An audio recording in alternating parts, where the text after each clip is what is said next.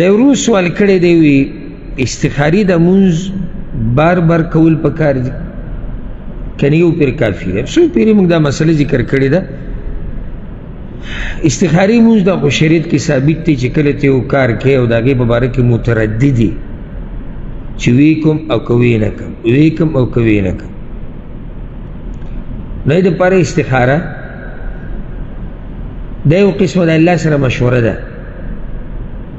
او الله په دې کار کې بیا برکت ډېر ورچوي د انسان ته داسې یو لار وښیي چې دی په هغه طرف روان شي شریعت خو دا نه دي ویلي چې ته بار بار کوه لکه رسول صلی الله علیه وسلم دا نه دي ویلي چې د یو کار دپاره 10 پیرې وکړه 15 پیرې وکړه 20 هغه داسې عادت نه دی ښولی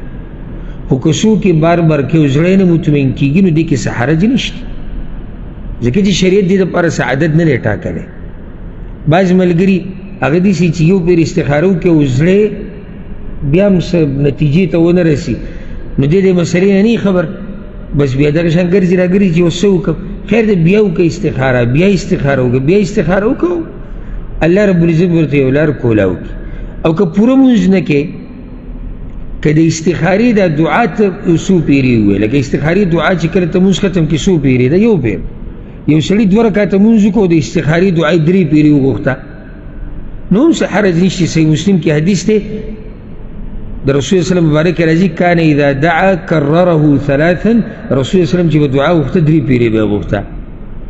نو که یو سړی په منځه پسې استخارې د دعا څو پیرې ووایي